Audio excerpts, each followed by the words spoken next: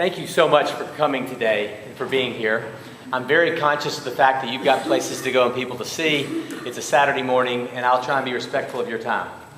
My name is Wes Ely, and I would love to, after we're done, interact with any of you at any time, whether it be here today or if you want to get me through email, that's fine. It's easy to find me on the website at Vanderbilt or any place else. And the point is that I want to extend myself to you in friendship and in our Catholic common faith to help you address things that you will be facing in the future that are complicated and difficult, which we will not have time to cover all of that today.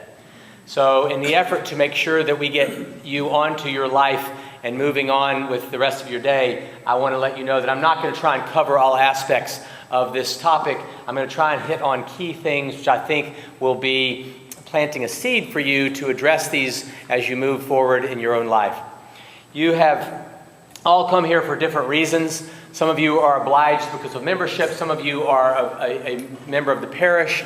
Others of you don't even maybe have any interest in the topic of end of life. But no matter who we are and how far we think we are away from death, I can tell you for certain, and if you think of it in your own life, I'd be very shocked if this wasn't true, that all of us are plus or minus 2 years of having somebody really important in our lives die.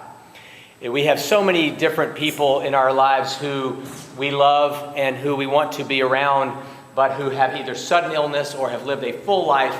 And we will certainly, 2 years back or 2 years and forward, be attending the funeral of somebody that we love. The reason I say that is that sometimes when I think you come to a talk about death, you think, well, I'm very far removed from this situation. And we're not. We're not at all far removed from the situation. And even if you think that these topics won't apply to you, they do. And they will in a short amount of time. The other thing is that on this feast day of St. Therese of Lisieux, I wanted to recount a story that happened to me down in Haiti, which will tie in the concept that this is not just about hospitals and hospice and people sick in a bed, because you are linked into something just by the fact that you are out there in the world living your life and running into people in stores, on the roads, and etc., that you have to realize we are all so connected by our community. And one of the reasons why physician-assisted suicide and euthanasia are so huge right now is not just what happens at the bedside because people have no sense of the value of life and they want to check out early. The problem of that physician-assisted suicide and euthanasia started years earlier in that person's life when they did not have an established meaning or a why or a respect for the infinite value of life. And that started for them many years prior to their getting sick, which also started decades and centuries ago in humanity, where we have been on this road for a long time building up to this. And as I was on my run this morning, I realized I was in a zone of wide open spaces here in Iowa, a true heartland. And let me tell you that the thing that kept recurring to me in my prayer this morning as I was running was that you are holding us together. Your Catholic faith, your Catholic community here in the Midwest is such a heartland and such a source of strength for all of us all over the world. And you have to know that. So let's enter into this talk knowing today that we have a responsibility. We have a responsibility to people in other continents, in other regions of our country, and through prayer and the direct interactions that you will have with people today at a 7-Eleven, at a Target. You're going to help them find meaning. So my St. Therese of Lisieux story is that I had also read her biography that Bishop Amos went through. I was down in Haiti with my daughters on a medical mission. They have started their own medical mission called Be Happy Haiti. It's a Kids for Kids dental mission. My daughter started this mission. Instead of just yanking teeth, my daughter's mission hires Haitian dentists and nurses, and they fill the teeth, seal the teeth, and fluoride all the teeth of 60,000 kids in Haiti who never had any dental care at all. So we're down there in Haiti at this medical mission. We decided to go to a homeless shelter in Haiti, which is kind of a hilarious concept anyway, because most of Haiti seems to be homeless. But we go to this homeless shelter, and there's a man out in the periphery with flies all around him, and I can't figure out why. So eventually the man comes up to me, and I'm inspecting him, and he has these flies all over his feet and legs and ankles. And I lifted up his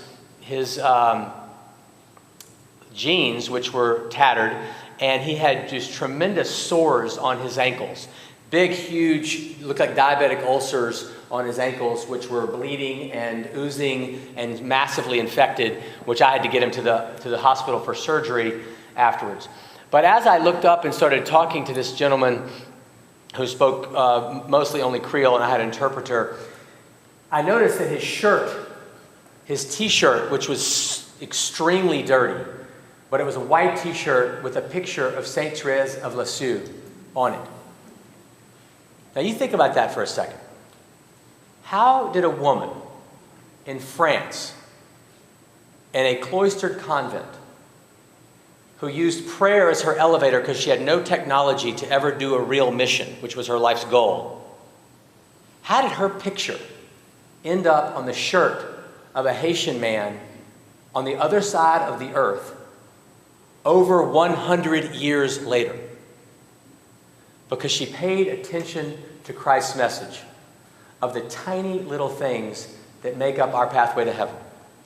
And that pathway is what I'll talk to you about today, is the infinite value of human life. It's what Christ showed us as he was bleeding out on the cross, as the blood and water poured forth from his side as an infinite font of mercy for us. The 3 p.m. prayer, Jesus, I trust in you.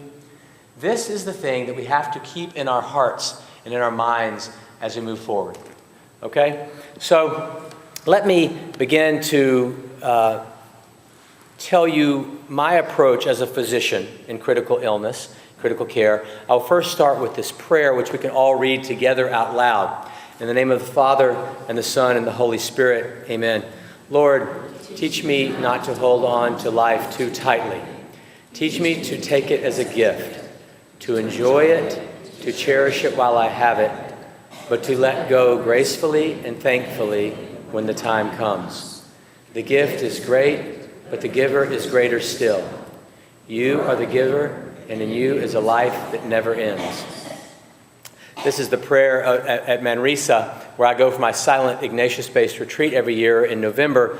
And I think it's a beautiful Catholic prayer because it emphasizes what Bishop Amos emphasized today in the Hippocratic Oath, which is that there are times when technology is not what's needed. And there are times when life needs to be let go.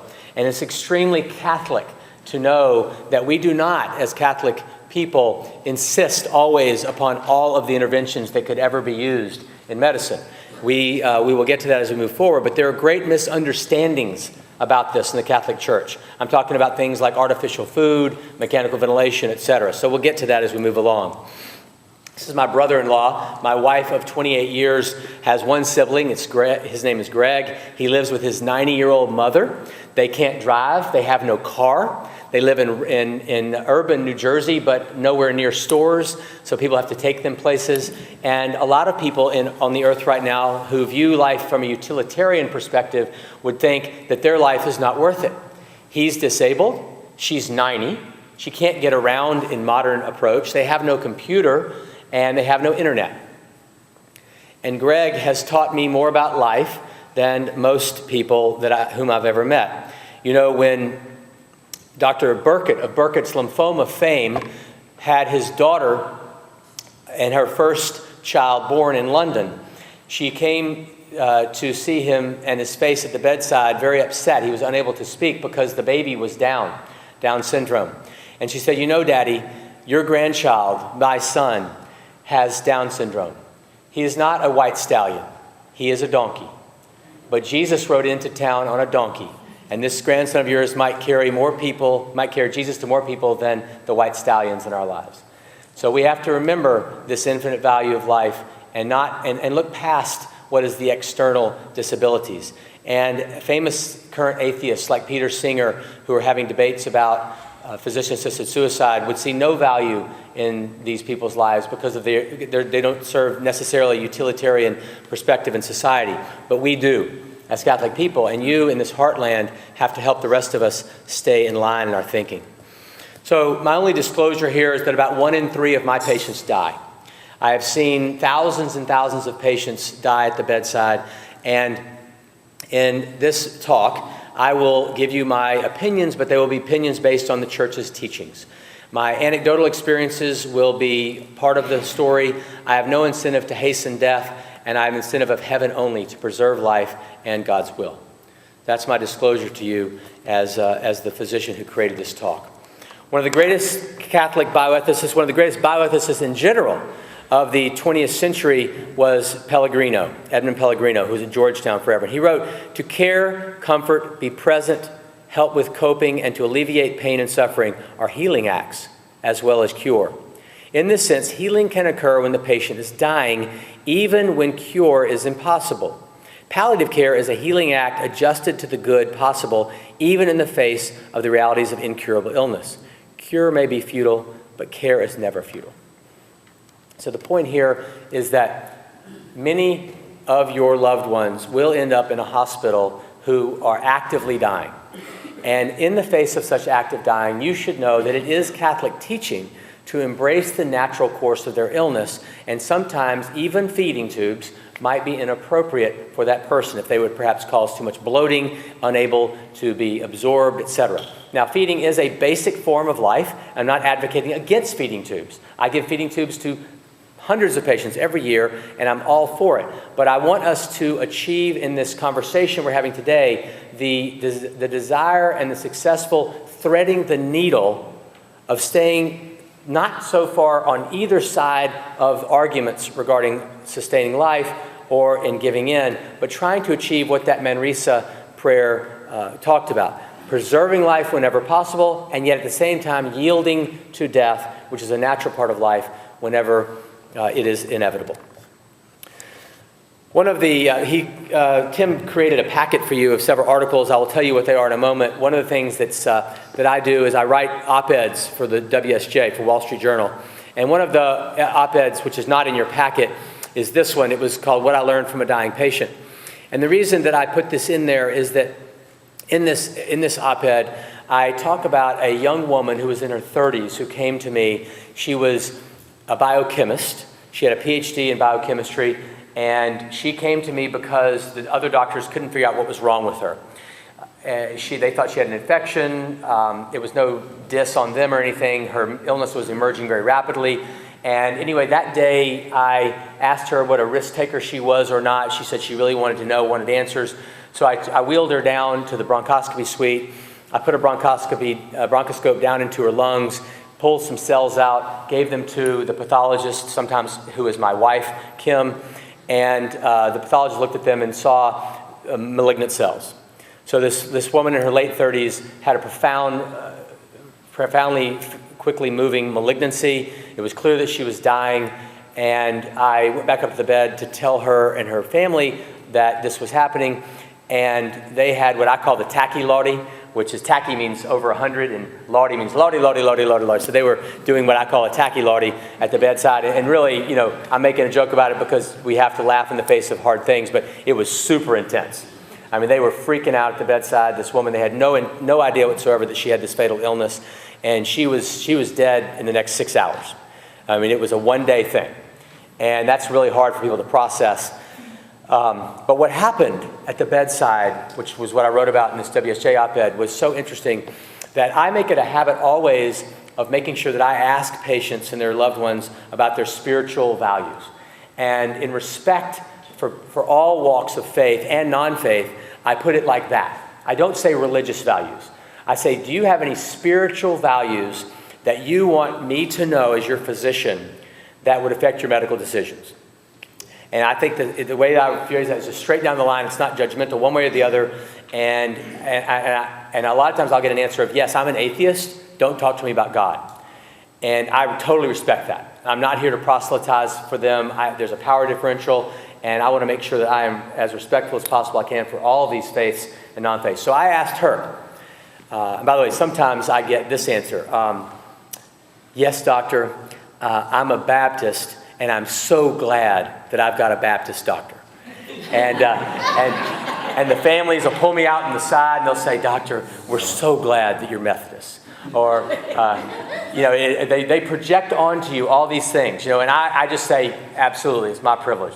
I never correct them. I just let that be, and it's very fun to see how I come across to people in different circumstances, and I'm sure all of you have similar circumstances. But on this day, the woman said to me through her mask of oxygen, said, look, and I had not talked to her about my faith at all, and I had not said anything about God either. I said, do you have any spiritual values that you want me to know that affect your medical decisions? She said, doctor, I know we have different faith values. I don't believe in God, and you do. But I value life, and I want you to do what you can to keep me around to communicate to my family. However, if my life is being taken from me rapidly, no matter what you're doing, let me die in peace. And the first thing was, it was fascinating that she knew that I was Christian. And she brought that up. And she said, it's okay. It's fine that we are different. And it was such a beautiful moment for me as a physician to know that eyes to eyes, Christ to Christ, and it was just all there. I had there's no place for judgment in these circumstances. It's all about this human connection, knowing that Christ is in her, even if she doesn't believe in Christ, and for me to be able to take care of her in the way that she sees fit. Right? So then I made the rest of her life as peaceful as possible for those remaining hours. And the main point of this is that you need to make sure that you inform your physicians, healthcare professionals, and that you ask others what their spiritual values are, and know that we are not there to push our faith on the next person. But because we're Catholic, we can take heart in the writings of our fathers. And the great Saint Pope John Paul II wrote in Evangelii Vitae with regard to life,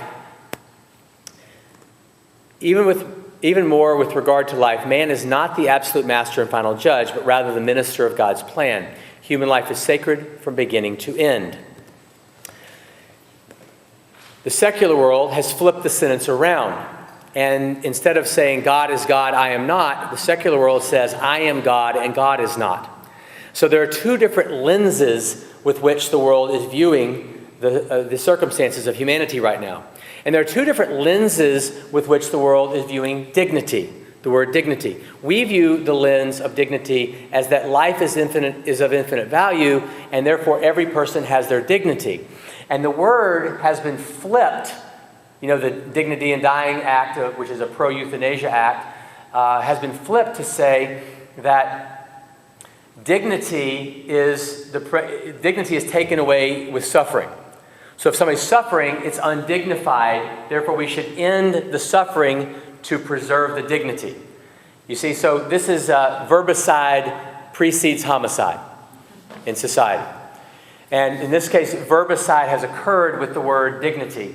So that we need to realize there are these two different lenses with which the word is being used, and do everything we can to teach that dignity is present in every human, even my down brother, Greg, and his 90-year-old mother, who has of no utilitarian value to society right now since she's not working and can't drive, etc.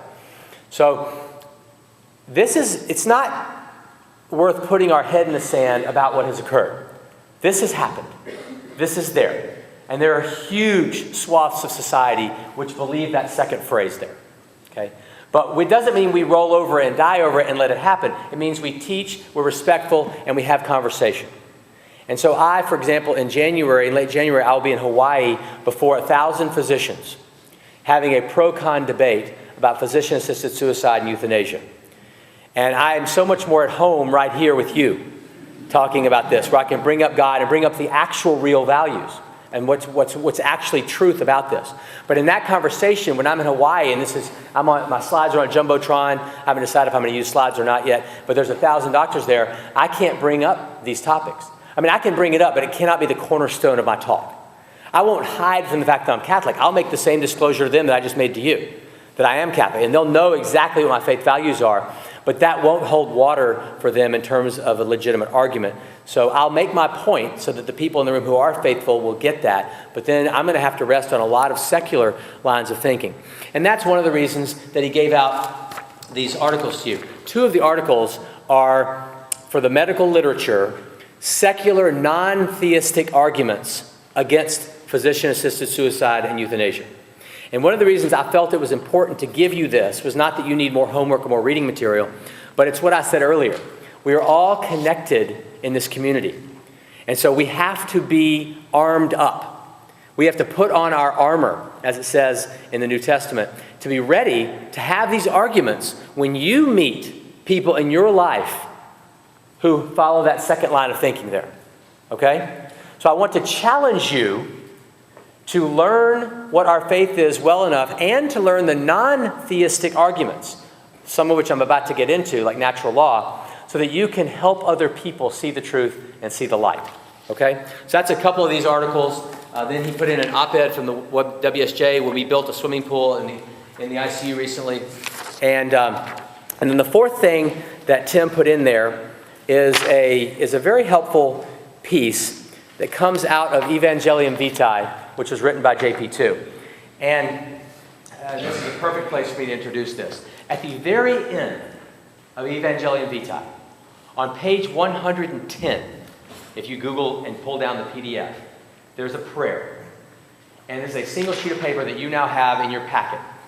And in that prayer, JP2 gifts to us the understanding of what's actually happening. I'm going to read you just one line of it, so you don't have to pull it out if you don't want to, but I'm going to pull it out of here and read it to you. Of what's happening here. Okay. So remember I told you that there are two different ways that the world is using the word dignity right now. And one of them is that if suffering is present, dignity is absent. Therefore, I will end suffering in order to preserve dignity. Which we know it is confused thinking. It is confused thinking to consider that actively ending someone's life is in any way dignified. That is not dignified. Nor do we have any room to ever do that. And I'll move on with the slides here in a moment. But what it is it's misguided mercy. So the line says, "Look down, O mother, upon the vast numbers of babies not allowed to be born, of the poor whose lives are made difficult, of men and women who are the victims of brutal violence, of the elderly and the sick, killed by indifference or out of misguided mercy." So the important thing that this does for me is it clarifies that the people in the world who are advocating for physician-assisted suicide and euthanasia are not, in their minds, doing anything that is unmerciful. In fact, absolutely, they are trying to seek mercy. And it would be inappropriate for us to judge them and to think that they are bad people or that they are unmerciful. They are doing something that is misguided mercy. They are actually pursuing what they think is merciful to relieve the suffering because they have a misunderstanding of the redemptive value of suffering. In Catholic terms, redemptive suffering. Is this resonating with you at all? So I think we need to get out of the habit of judging them, pointing fingers, and saying that they are evil or angry when they actually, in their head, are actually trying to be merciful, but it is, as JP2 puts it, misguided mercy. And so that should make us want to have a conversation. So let's talk a little bit about how we would have this discussion with someone. Natural law is the universal and based on rational nature of humans. It is not religion. Although the Catholic Church has used natural law, it is in itself not religious. It applies to the entire human race, is in itself the same for all. Natural law is inscribed in the human heart. It is known by human reason. It is against killing and for the preservation of life. Augustine said, "Punished by the law written in the hearts of men." He's speaking about natural law. Mark Twain said, "The universe is governed by strict and immutable laws." Same thing. Francis Collins, who is currently the director of the NIH, where I get my research funding. I do research in critical care. I go and get $4 to $10 million grants from the NIH, and my director is Francis Collins, who himself was an atheist years ago, and in his fabulous book called The Language of God, which if you haven't read it, you should do so, he writes, "Caring for another in a desperate situation is the most meaningful of human experiences, our true north, and derives from natural law." So this is stuff that can resonate with somebody who doesn't believe in God, who isn't faithful in terms of a religious perspective. And in these articles that I have put here for you, we hover all around natural law. So if you want to arm up, read the articles, you can get to the nitty-gritty of this stuff. Now, let's switch gears a little bit and talk about death itself. Death is one of these things where there is a both and an and, a both and experience. It is evil and a good release. There is this both and experience. It is true in that a death may lean one way or another, but there is always something of both in every death. And we should not deny that. We are never completely sad about death, nor completely happy, even in, I'm sure there's lots of circumstances going through your mind right now. For example, one time I was on an airplane, and I usually in an airplane kind of tuck away, get in my own little zone. I've got a lot of books with me I'm going to read. And speaking about death never being all the way happy or sad. So I was, in this case, I don't know why, but this woman was sitting next to me. She was about 25, 30 years older than I am. And she said, we started talking, and she said, yeah, I had a son. And he was the big man on campus. He was the quarterback, the president of the student body, etc. On the day that he graduated from high school, he came home. We were at the house. My husband, long since dead, just me and my son. And he said, Mom, I'm going to go out with my friends, go celebrate here. It's high school, graduation day and everything, but I'll be back for dinner, and we'll see each other then. She said, as soon as he walked out the door, and you could think this is a crazy story, but I'm going to tell you exactly just what she told me. She said, the minute that his car drove off, pre-cell phone days, so no ability to track him, that I was told in prayer that he was going to die that day, and I would not see him again on earth. And she was 100% certain, no question about it. That's what I was told. I knelt down and prayed. And about 3 hours later, the cops drove up. They came to the front door, knocked on the door, said, your son died in a car crash. We're immeasurably sorry. She said, I already knew. And I continued on praying. So I looked at her, and my daughter had fallen off of a high dive several years earlier onto cement head first, 15 feet. And it cracked her skull left and right, 6 centimeters, 7 centimeter skull fractures all the way through her foramen magnum. And so as I picked her up and was running with her and she was seizing, blood pouring all over the place, I thought I'd lost her. And ever since she recovered, I had been praying to God on my long bike rides and runs that I would learn for certain that another human being could, in the face of immeasurable anguish, be completely unhesitating in their ability to embrace what this degree of suffering was. St. Teresa of Avila, since we brought up the Teresas today, said that the heroic virtues in Fire Within and in Interior Castle, the heroic virtues are to embrace with all of our suffering, despite the degree of its intensity, rapidly, without hesitation, and with joy. And so these heroic virtues, you're supposed to embrace the suffering with joy. So what I was asking in prayer was, can I learn that death can be embraced with joy, even though there may be evil components to it? And so I turned to this woman on the airplane, and I said, tell me, how did you react to that? What was your next week, month, whatever? She said, no. Every day that I had that boy, it was a gift.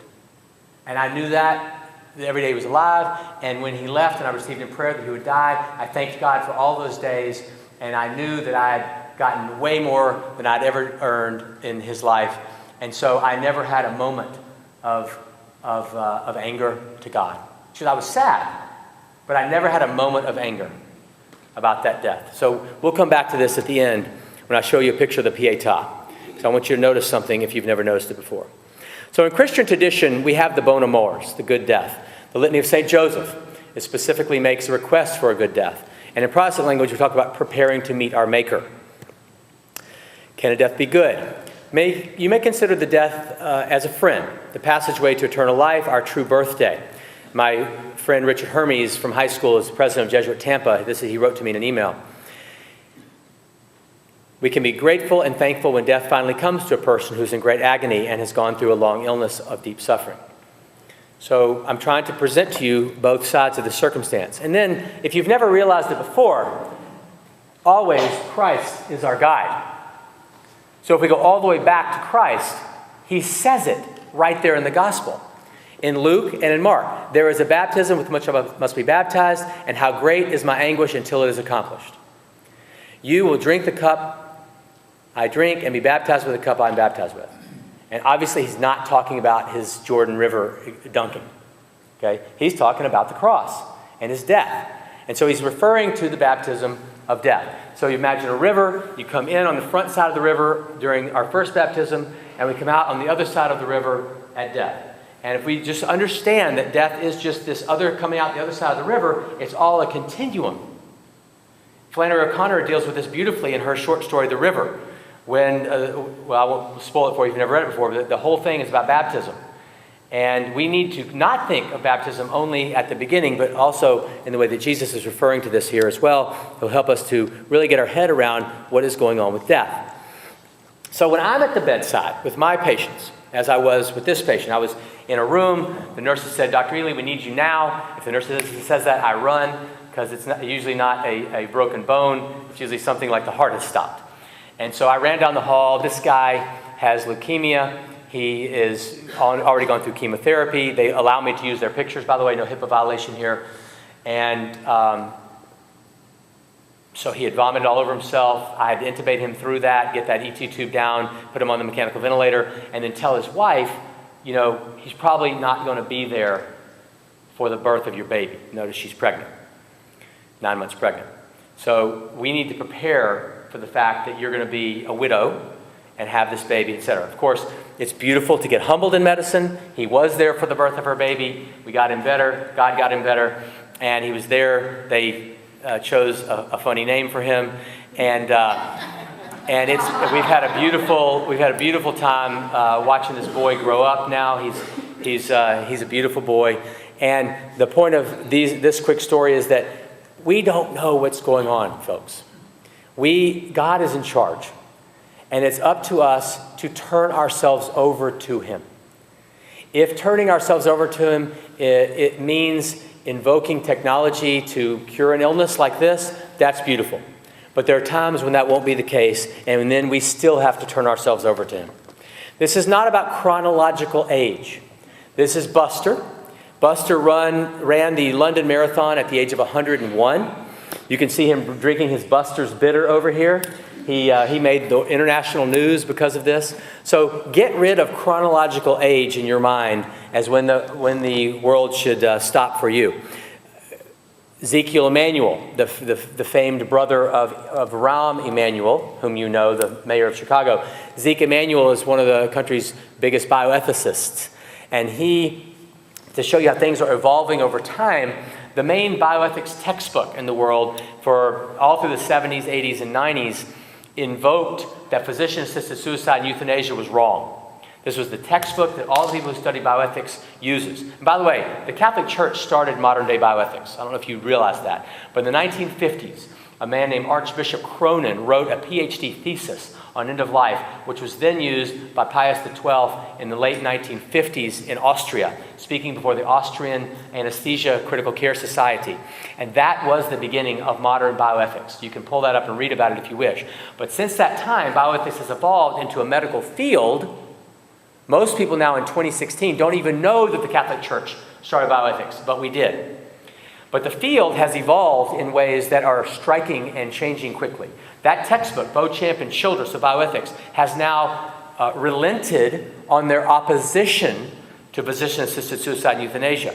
That textbook now says that it is okay for physicians to kill patients. It now says it is okay for doctors to kill people in the hospital.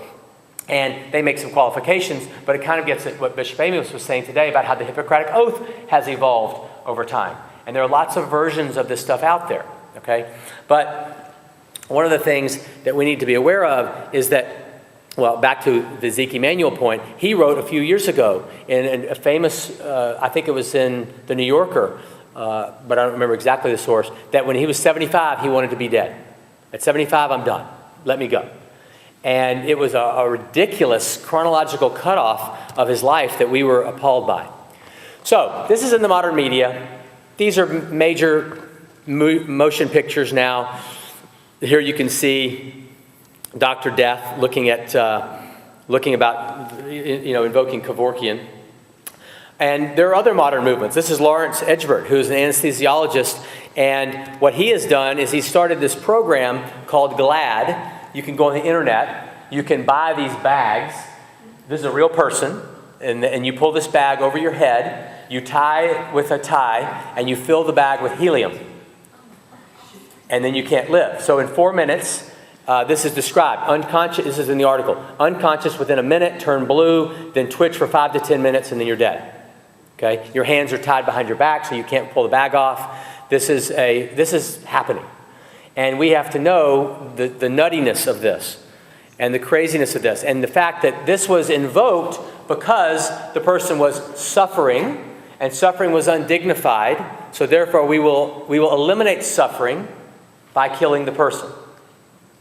But this is certainly not a dignified way to proceed.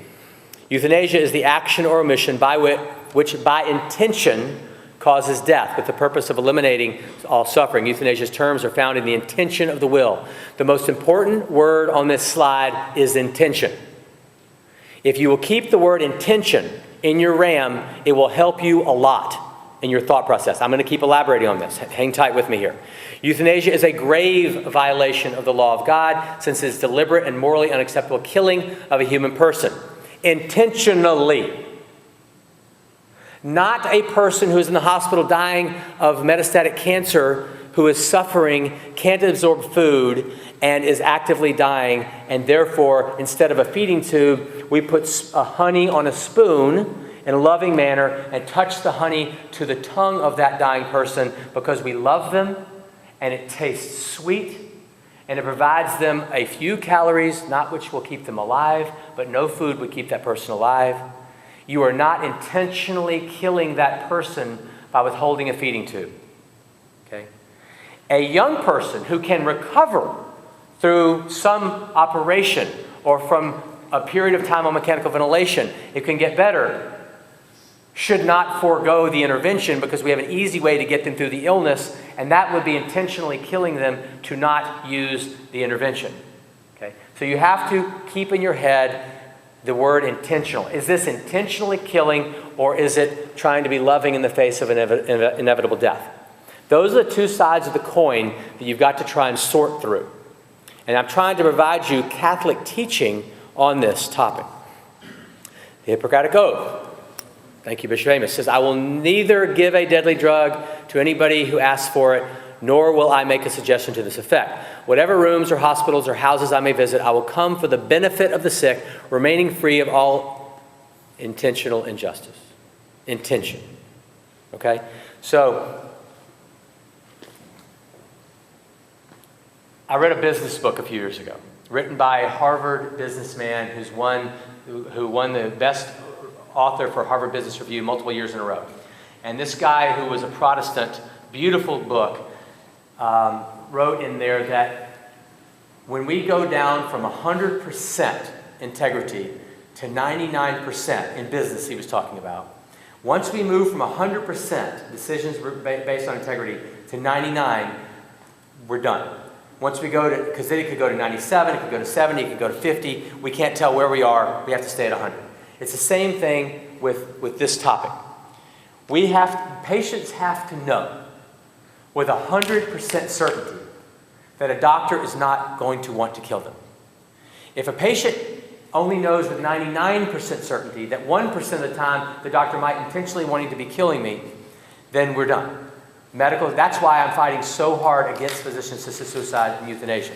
That's why these articles argue so vehemently opposed to it. One of them is a balance of both sides, because we wrote it with people on both sides of the argument. But this is the point, is that when we get down to 99. So I have a friend in Belgium. He's a very famous critical care doctor, and we fly around the world teaching at these large critical care society meetings. And I'm not going to mention his name, but he's a very famous doctor in Belgium. And I said to him, do you ever intentionally kill the person? And again, this is probably the most famous critical care doctor in the entire world.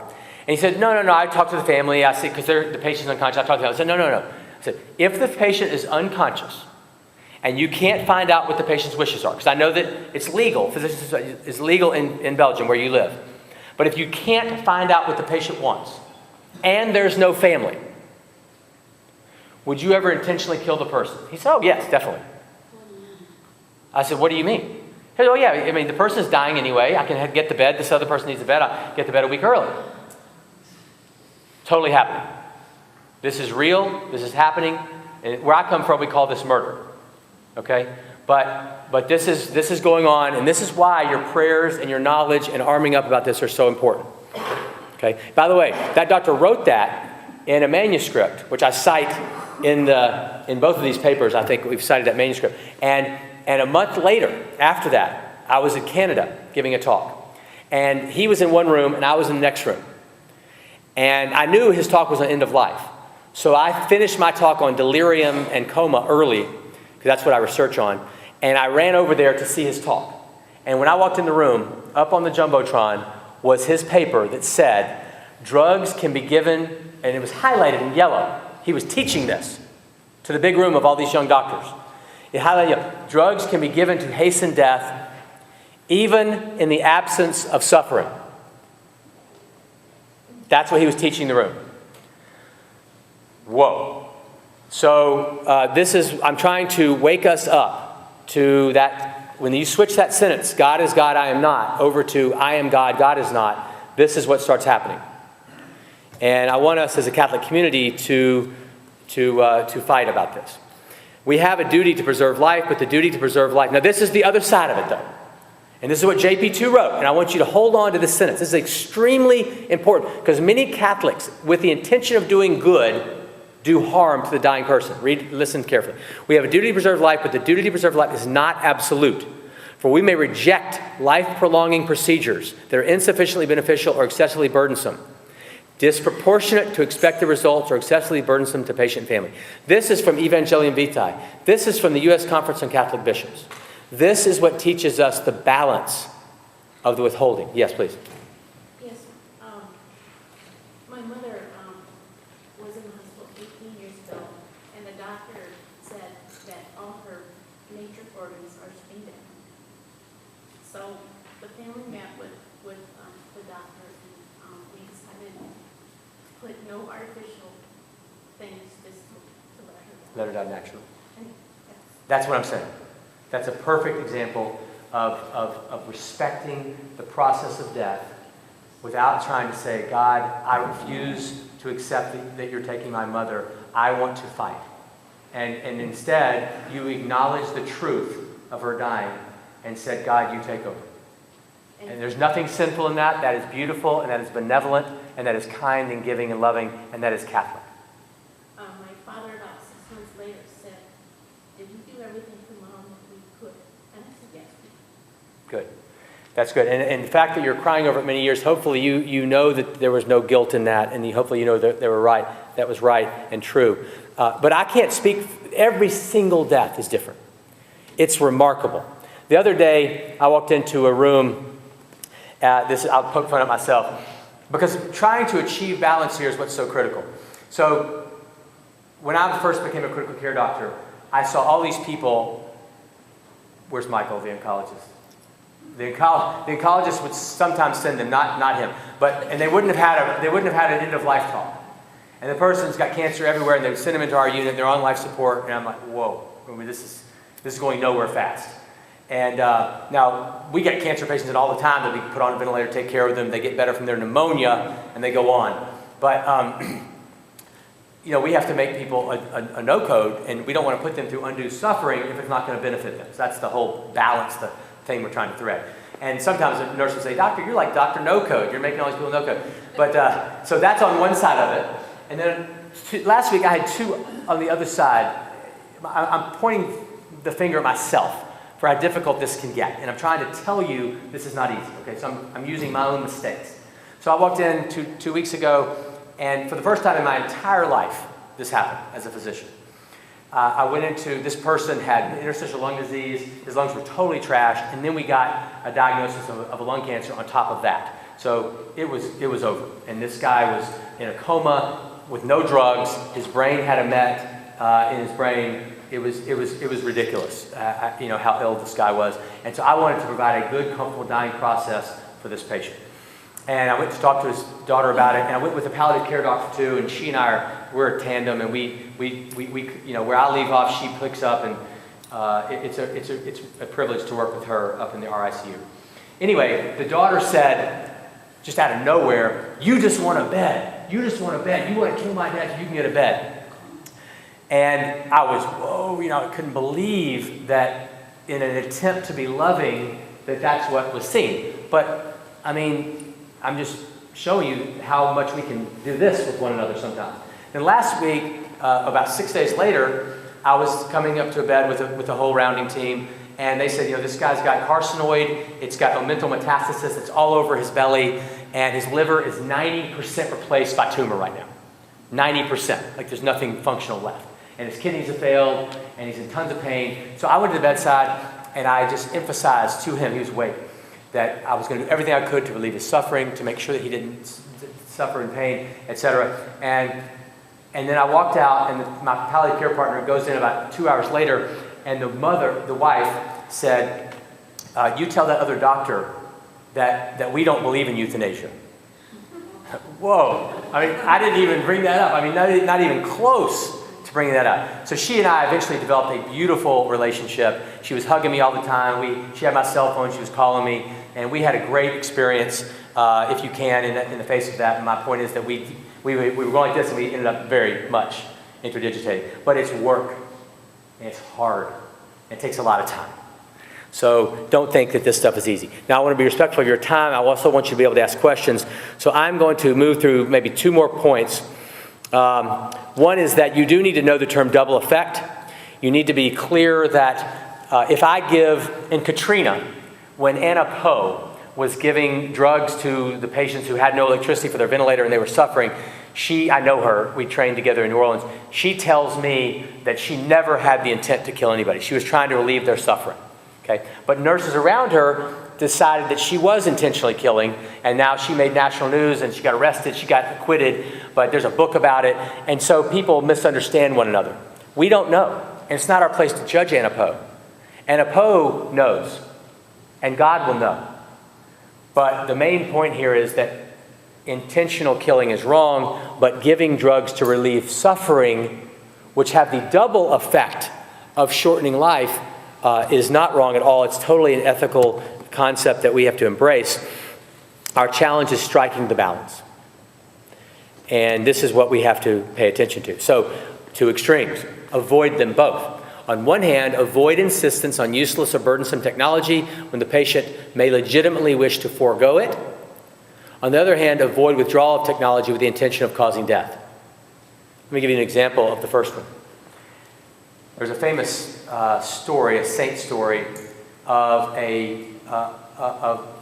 somebody who was unwilling to have an exam, a medical exam, by a male physician of her GU, and that ended up impairing her ability to get proper health care.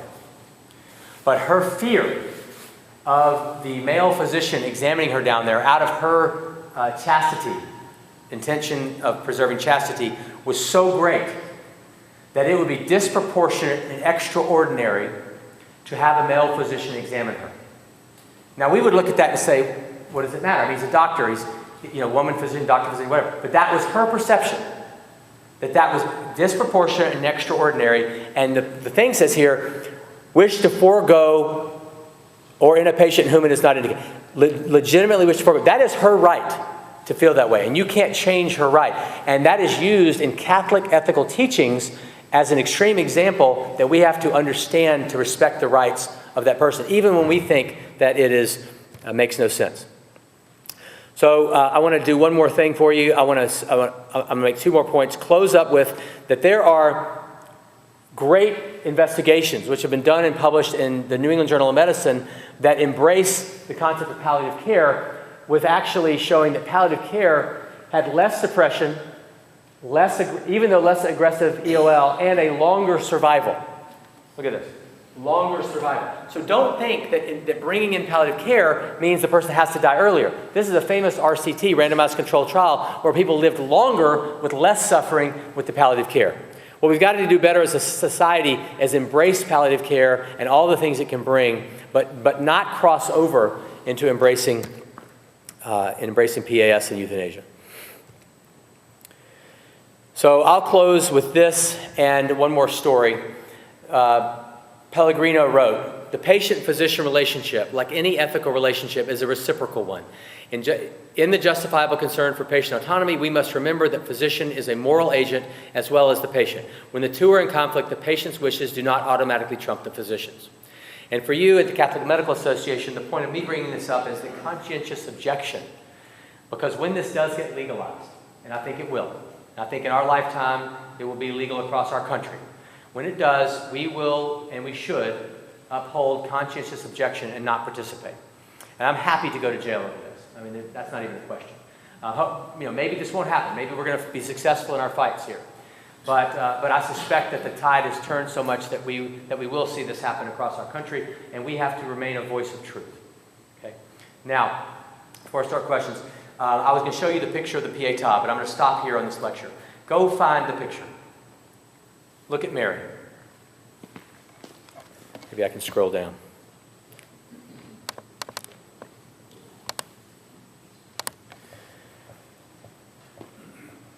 We can never, ever come close to the horrendous suffering that she experienced of her son on the cross. The reason is that the degree of suffering is proportional to the amount of the love. Right? If you don't love a person and they die in front of you, then you would feel no remorse. If you love them a little bit, you're going to feel some remorse. If you love them an intense amount, you're going to feel the most remorse.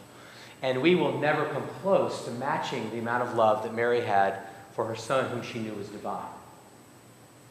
Now, her love is infinitely separated from the magnitude of the love of God. So we can only begin to imagine the love of Mary for her son. We can't even begin to imagine the love of Jesus for her. They're qualitatively different. But she was a human like we are. And in True Devotion to the Blessed Virgin by Louis de Montfort, we can learn a lot more about her and the degree of her love. And you can look at her face. She had this thing taken away from her son, and she is not angry. There's no anger on the face of Mary. Like the woman I met in the airplane.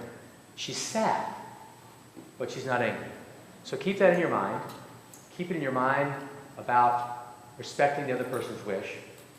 And then lastly, I'll close with this story, that even when you're not faced with the immediate decision of death, when you leave here today and go out in your community, you have to know that every person you interact with, you have a chance to show them the meaning of life.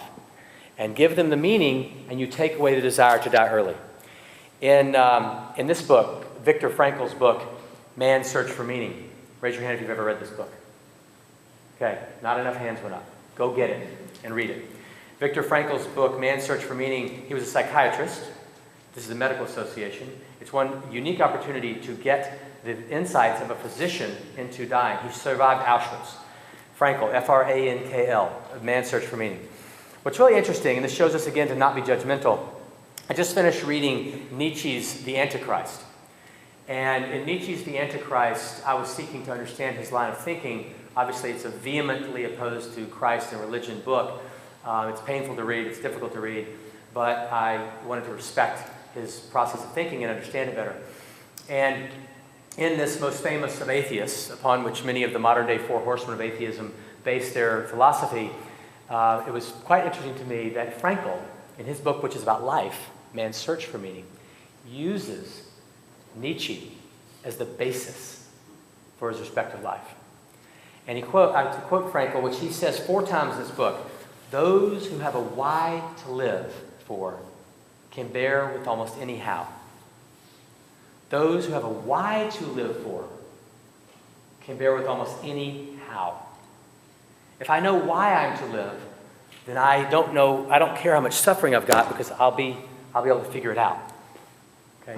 So I have cab drivers who take me to and from, and I had one years ago that I stopped seeing for a while. And like yesterday, I was on the way to the airport, and it was the Feast of St. Jerome, and my cab driver, Solly, picked me up. He said, "Well, will you read to me today?" So I read to him all the way to the airport about St. Jerome. We talked about things. He's Protestant. It was a great conversation, and we had a lot of fun. I liked your St. Jerome quote. But years ago, I quit seeing this guy. And on the way to, I bring it up because it was that day that you and I met, because it was the day that you were in St. Paul. And I haven't told this story many years, but on that day, when he was taking me to the airport, this gray-haired guy was driving to the airport, and he said, "Hey, Doc, will you read to me?" And I said, well, gosh, you know, so obviously I'd ridden with him before, but I didn't recognize him. All my stuff was in the trunk. I usually have my briefcase with me, but that day it's raining, and we just threw everything in the trunk, and I got in the car, and I had nothing there to read. And a lot of times I'll read from Magnificat on my phone, but I didn't even have that with me. It was in my briefcase. So he said, I said, "I don't have anything to read to you." And he said, that's okay, that's okay.